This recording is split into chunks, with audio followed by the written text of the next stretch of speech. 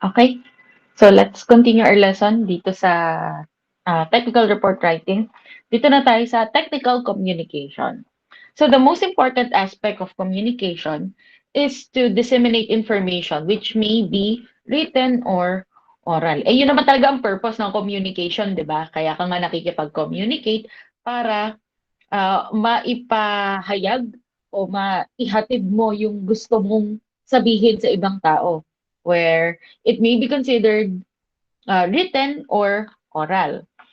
It is the process of conveying technical information through writing, speech, and other medium to an intended audience. So, a technical communication, of course, it pertains to specific topics. Kaya siya technical dahil hindi siya applicable sa lahat. Technical nga siya eh. At sabi nga dito, it may be through writing, so written, speech, oral, and other mediums. Medium to an intended audience. So that is technical communication. The main function of technical communication is to convey specific messages to specific readers. Kasi nga, napag-usapan natin to last time, hindi lahat ng mababasa natin ay applicable sa atin. For example, merong mga sabihin nating medical journals. Kung ako magbabasa nun, mahihirapan akong intindihin yun. Kasi hindi naman ako medical practitioner. Wala akong background sa medicine. Basta ako, umiinom lang ng gamot. Pero yung knowledge ko sa specific sa medicine, wala ako nun. Kaya, yung medical journals na yun, hindi ako ang specific reader nun because most probably those medical journals, ang target readers niya ay medical practitioners din or those in the medical field. So, ganun din sa atin. Ang mga police correspondence o mga reports natin ay gagamitin lang din ng mga nasa law enforcement dahil kumbaga technical yun para sa atin. Tayo lang makakaintindi nun. Ano ba ang requirement ng isang technical communication? Quality content, yung nilalaman niya. Then the language. Siyempre yung uh, paraan ng pagde-deliver mo dito, yung language. And the format. In law enforcement, law enforcers communicate using coded messages and jargons they can decipher. Yung sila-sila lang nagkakaintindihan. They write and submit reports using technical terms that are understood within the realm of a specific field of specialization. Okay. Technical communicator. Ito na yung tao. This is a person whose job involves technical communication. There are those who design reading materials, edit proposals, write manuals, create web pages, write laboratory reports, write newsletters, and submit various kinds of professional documents. They are responsible for writing texts that are accurate, readable, acceptable, and helpful to its intended audience. Okay. So a technical communicator is one who publishes, creates, edits, writes, designs, prepares technical documents. So, lahat ng ito, kahit ang ginagawa mo lang nagpa-publish ka, kahit ang ginagawa mo lang nag-e-edit ka ng technical document, still you are considered a technical communicator because you are involved in the technical writing process. Okay. Ano ang characteristics ng isang good technical communicator? First, he knows his audience well. Kilala niya kung sino yung mga audience niya. Someone who is also in the position to suggest and implement solutions to problems that nobody else identifies. Okay. So siya ang nagsasabi, ito magandang gawin. Ito ang magandang i-implement natin na solusyon. Then next, serves as a go-between. The technical writer bridges the gap a group of people have technical knowledge on to another group who does not have that kind of knowledge. O yung balikan natin yung medical journal. For example, ako, wala akong medical background. Then merong isang doktor. So that medical journal is responsible as the go-between from me to the medical uh, field. Gets nyo? So, siya yung nasa gitna para mas maintindihan ko yung mga pinagsasabi nila. Ito, yung technical communication, yung medical journal na yon. Okay. A technical, a good technical communicator is a generator of truth. Readers expect what a technical writer writes are accurate. Siyempre, 'di ba? Pangit naman kung may babasahin ka o may malalaman kang information tapos hindi naman pala accurate, may mali-mali pala. So, hindi mo rin magagamit yung mga natutunan mo doon. He should also be a good teacher. He can explain difficult concepts for readers who will have no time to read twice. Kumbaga, unang beses niya palang nabasahin, gets na niya agad. Madali siyang intindihin. Kasi kung sobrang komplikado din ng mga ginagamit niyang terminologies, kumbaga, babasahin mo ulit, tatagal ka bago mo maintindihan yung ibig niyang sabihin doon sa kanyang communication. So, yun. Dapat, good teacher din siya. He should also he should also have an excellent eye for details. He knows punctuations, syntax, and style, and can explain the rules governing them. So, dapat mahusay din siya sa mga punctuation marks at style. He knows how to coordinate with the collaborative work of graphic artists, programmers, printers, and various subject matter experts. Kumbaga, yung mga sinusulat niya, kailangan nagkakasundo sila ng ideya ng graphic artist, ng programmer niya, tsaka ng mga nagpe-print. Baka may gusto nga siya, hindi naman pwede. O kumbaga sa pananaw ng mga graphic artist, baduy yun. O dapat marunong siyang makipag-coordinate. Okay. He should has enough he should have enough expertise. An expert in understanding the audience's background and needs. Sabi nga kanina pa, a good technical communicator should know his audience. So dapat he has enough expertise din para makapagbigay at maintindihan yung pangangailangan ng mga magbabasa. Okay. He knows how to gather information, has a nose for information from existing documents and from subject matter experts. Dapat mahusay din mag-research. He is respected and credible. He is a person with credibility and a valuable and reliable source of information. Parang kumbaga, tiwala ka na sa kanya pag sa kanya mo narinig. Parang sa balita, kapag galing kay Mike Enriquez, maniniwala ba kayo kaagad? Respected ba siya? Credible ba siya? So, yon. Kapag si Mel Chanco naman ang nagsabi ng balita, maniniwala ka ba kaagad? Okay. He has, kapampangan, he has a strong language skill. He understands highly evolved conventions of modern technical communication. Dapat maganda o malawak ang kanyang vocabulary para yung mga words na gagamitin niya eksakto at maganda pakinggan doon sa kanyang communication. Then, technical documentation. Technical communicators often work hand in hand to create written products or deliverables. Technical documents contain technical information, syempre. Okay. Basic grammar review. Yan na. Parts of speech. Ilan?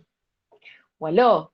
Words in the English language can be designated to one of the 8 categories known as the parts of speech. They are considered as one of the basic elements of grammar. Alam kong alam niyo na to. Dahil, kung tama ang aking memory, itinuturo to kung hindi prep, grade 1. Sa school namin nun, bawat part of speech kasi may katumbas siya na shape tsaka color. Kaya madali siyang tandaan. Kaya ngayon, tanda ko pa rin. Pero eto siya. First is our nouns. These are the labels or names given to the people, places, and things about which human beings communicate. There are uh, different kinds of nouns. We have first abstract nouns, name of something that is non-physical that are not readily perceived through any of the five senses. Abstract siya. Hindi mo siya nahahawakan, kaya nga siya non-physical. For example, nationalism, patriotism, democracy, credibility, these are abstract nouns. When we say concrete nouns, on the other hand, this is the name of something that one can physically see, touch, hear, taste, or smell. Ayan, criminal, jail, courtroom. Those are nouns. Okay, compound nouns are two or more words acting as one unit. For example, fingerprint, shotgun. And then common nouns. This is any one of a class of people, places, or things. Victim, cop, explosives, police. Yeah, common nouns. Then proper nouns. Name of a specific person or thing. For example, itong pangalan ko. Pag proper noun, ang rule natin, capitalized. Ito. Itong license. Capital din yan. Crim, registered criminologist. Then, wrong spelling lang. Pero City of San Fernando Police Office. Yan. Capital din dapat yung mga yan. Kasi these are proper nouns. Pag specific siya. And then collective noun, name of a group of people or things. Its meaning may be either singular or plural depending on how it was used in the sentence.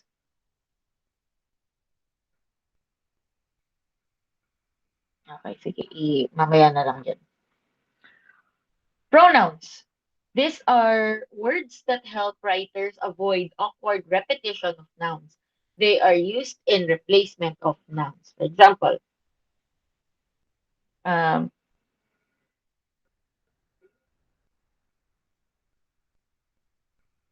Leslie is the name of my teacher. She is a registered criminologist. She lives in Pampanga. Yun. So, yung pronoun natin doon is yung she. Imbis na Leslie lives in Pampanga, Leslie is a registered criminologist. Sabi nga dyan, they are used in replacement of nouns in order to avoid awkward repetition of nouns. Pangit kasi kung bawat sentence, marinig mo yung Leslie o yung mga noun na yon. But, kaya nandyan ang pronouns. So, examples, I, me, mine, us, our, ours, you, your, yours, he, she, it, him, his, hers, its, they, them, their. Yan, yun na. Everybody, everyone. Next are verbs. These are words or group of words that express time while showing action, a condition, or the fact that something exists. These are your action words. Ayun. Action verb. It expresses either physical or mental action. The police officer chased the suspect. So, yung action verb mo is chased, hinabol. Linking verbs. This expresses a condition showing that something exists. PO1 Cruz is an outstanding police officer. So, is a linking verb. And then be verbs are most common linking verbs. They express the condition of the subject. Kung kamusta yung subject mo, kung ano bang meron, ano ginagawa. The suspects are inside the interrogation room. So, nasaan daw? Inside. They are. Sabihin, presently, nandoon sila. Transitive verb. These verbs direct actions towards someone or something that is named in the same sentence. He filed an affidavit of complaint. That is transitive verb. And then intransitive verb, these verbs do not direct action towards someone or something that is named in the sentence. For example, the drug pusher escaped.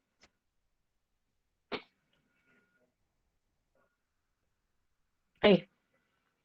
Adjectives naman are words that qualify the meaning of a noun or pronoun by giving description about its appearance, location, and other characteristics. It can answer four questions about a noun as exemplified below.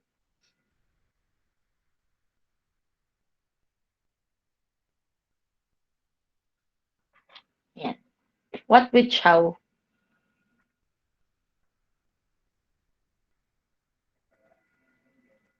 Next are adverbs. They are also modifiers, as they describe words and make them more specific in a sentence. When an adverb modifies a verb, it can answer any of the following questions. So, where? So, the Soko team secured the crime scene behind the building. When? The victim was found dead at around 2 o'clock yesterday. In what manner? Uh, The judge officially dismissed the session. To what extent? The conclusion of the investigators are extremely important. Ulit ha. They are modifiers, adverbs are modifiers, and they describe words. They describe words and make them more specific in a sentence. Okay. Normally, adverbs modifying adjectives and adverbs will immediately precede the word they modify. So the investigator's analysis of the crime was quite logical. Alin daw yung quite, yung pagiging logical. He performed very competently in his station. Okay. Prepositions. This expresses the relationship between words and phrases of the sentence. These relationships are accompaniment, appeal, cause, condition, degree, destination, direction, instrument, manner, place, purpose, source, time. Common prepositions: above, behind, for, onto, before, during, off, until, down, nearby, through, beyond, into, under, ahead of, inside, are, after, beneath, within, across, below, from, and out. Next, conjunction. These are words used to join or connect other words in a sentence. Kinds of conjunction. So, conjunction may be termed as linking words. Okay. So coordinating conjunction, these are used to connect similar parts of speech or group of words. For example, and, but, for, nor, or, so, yet. Um, I have been, for example, I have been to Manila and Laguna. So, and, coordinating conjunction. Ang sabi, connect similar parts of speech. Doon sa binigay kong example, I have been to Manila and Laguna. Ang kinonect niya is Manila, Laguna. Parehas silang noun. Kinonect niya ganun. Okay. Correlative conjunction. Used to join elements of equal grammatical weight in sentences. They always work in pairs. Both and, either or, neither nor, not only but also, whether or. Yan ay mga correlative conjunction. Okay. We also have subordinating conjunction. These are used to join two complete ideas by making one of the ideas subordinate to or dependent upon the other. For example, after, because, provided, unless, although, before, since, until, as, even, that, while, as if, lest, whenever, if, as soon as, in order. Okay. Interjections. These are words that have no grammatical connection to other words in a sentence. Kasi siya mismo, mako-consider mo ng sentence kahit one word lang siya. They are just statements that express feelings or emotions. Kunyari, ouch. Ayan. Aguy, sabi mo. Yuck. Yung mga yan ay interjections. Okay, they have no grammatical connection and they are considered sentences in themselves. Okay, next are sentences. So, pag sinabi natin sentence, alam niyo na rin to. It is a group of words expressing a complete thought or idea. A complete sentence is made up of a subject and a predicate. Ano yung subject? It is the topic of the sentence. It tells who is spoken of. It is a noun or a pronoun. Ito yung pinag-uusapan natin, yung subject. And then we have predicate. It talks about the subject. It talks about what the subject is doing. It is a verb. Okay? Ito yung patungkol doon sa ating subject. So, kung ano man yung sinasabi o ginagawa ng subject, that is considered the predicate. Okay. Kinds of sentences according to structure. We have simple sentences. It is a group of words that can stand alone and give a complete thought. It has two basic parts, the subject and the predicate. For example, the serial killer lurks in the shadows. And then compound sentences, a sentence consisting of two or more independent clauses. By the way, balikan natin. So dito sa simple sentence, the serial killer is the subject. Itong naka-red. Then the predicate is lurks in the shadows. So hindi pwedeng the serial killer lang. Hindi pwedeng lurks in the shadows lang. Kumbaga, uh, hindi pwedeng ano to? Kailangan nila yung isa't isa para magkaroon ng complete thought. Okay. And then compound sentences, a sentence consisting two or more independent clauses or simple sentences joined by a semicolon, comma, or coordinating conjunction. So the judge looks around the courtroom and orders the crowd to keep silent. And is a conjunction, kaya naging compound sentence ito. Then we have complex sentence. It is a sentence containing one independent clause and one or more dependent clauses. Then we have compound complex sentence, contains two or more independent clauses and one or more dependent clauses. Pag sinabi naman natin clause, it is a group of words that contain a verb and its subject. We also have kinds of sentences according to function. Declarative sentence is a statement that states an idea and ends with a period. Leslie is a registered criminologist. Declarative. Interrogative sentence, a sentence that asks a question and ends with a question mark.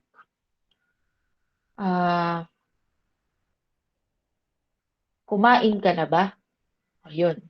Interrogative sentence yun. Kasi may question mark siya. Imperative sentence, a sentence that gives an order or direction and ends with a period or exclamation mark. Please pass the rice. Imperative sentence kasi may utos kang binibigay. Exclamatory sentence is a sentence that conveys emotions and ends with an exclamation mark. Agoy. Yun, exclamatory sentence yan. Okay, next is paragraph. It is a brief composition having only one main thought or idea. It is a group of related sentences developing into one topic or with a specific part of a longer composition or a larger topic. So, madaming sentences sa isang paragraph. Obvious naman yan. It is composed of a topic sentence and supporting details. Sinabi nating topic sentence contains the main idea or thought of the composition. The supporting details, yung mga nagde-describe doon sa ating topic sentence. Substantiate or help develop the main idea expressed in the topic sentence. A paragraph should be united. It is considered to be one when all supporting details relate to the main topic.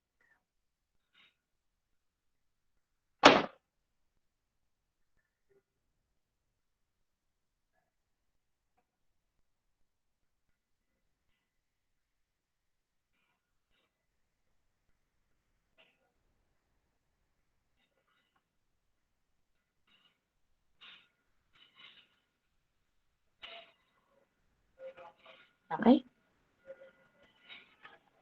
Next is agreement and grammar rules. Simple lang naman to mga to. A singular subject must have a singular verb. She is a graduate from the Philippine National Police Academy. Yung subject natin na singular, she. So, dapat ang verb, singular din, is. Hindi pwedeng she are a graduate. Hindi pwedeng they is a graduate. Okay, a plural subject must have a plural verb. The cadets, may S, are dapat waiting for the general. Hindi pwedeng the cadet are waiting. Kasi kung cadet lang, isa lang yun. Then the verb must agree with its subject and not with words that comes between them. So the chief of police, together with his entourage, arrives on time. So ang subject talaga natin is the chief of police. So ang gagamitin mong verb ay singular. Singular to ha kapag verb. Pag verb na may S, singular yon, arrives on time. Hindi itong nasa gitna ang gagamitan ninyo ng verb. Subjects joined with and takes the plural form of the verb. Zyril and Faye took the NAPOLCOM exam last year. Okay? Kaya, pag pinagsama sila, dahil plural na sila, dalawa na sila eh. Took. Ito na, plural verb na rin yan. Then, words like plural forms, like mathematics, statistics, and news, always take the singular verb. Kasi kahit na wala namang word na mathematics, statistic, new. Hindi sila, mag-iba yung meaning nila. Okay, so the news in Channel 7 is full of interesting facts. So kahit may S yan, ang gamit mo ay singular verb pa rin, is. A collective noun takes a singular verb when the group it names acts as a single unit. So the PNP team wins all the board games. PNP team, collective noun siya, isa lang yun, PNP team. Then, ang gagamitin niya is singular, wins. And then a collective noun takes a plural verb when the group it names acts as individuals with different points of view. Kumbaga, kapag magkakaiba sila ng ginagawa, magkakaiba sila ng gustong ipalabas. So the team are quarreling in the courtyard. Kumbaga, madaming nag-aaway, di ba? So lahat yun may mga punto. O lahat yun may kanya-kanyang suntok. Kaya ang gagamitin mo ay plural. Okay? Kapag iisa lang ang, sabi nga, if they act as a single unit, you take singular verb. If they uh, are a group with different points of view, then you use plural. Singular indefinite pronouns take singular verbs. Plural indefinite pronouns take plural verbs. And then a pronoun must agree with its antecedent in number, person, and gender. So the victim sustained a gunshot wound in his right temple. Yan ang example. Title of works, company names, and gerund phrases should take the singular verb. So the Royal Security Agency specializes in training bank security guard. Specializes. Singular. Okay.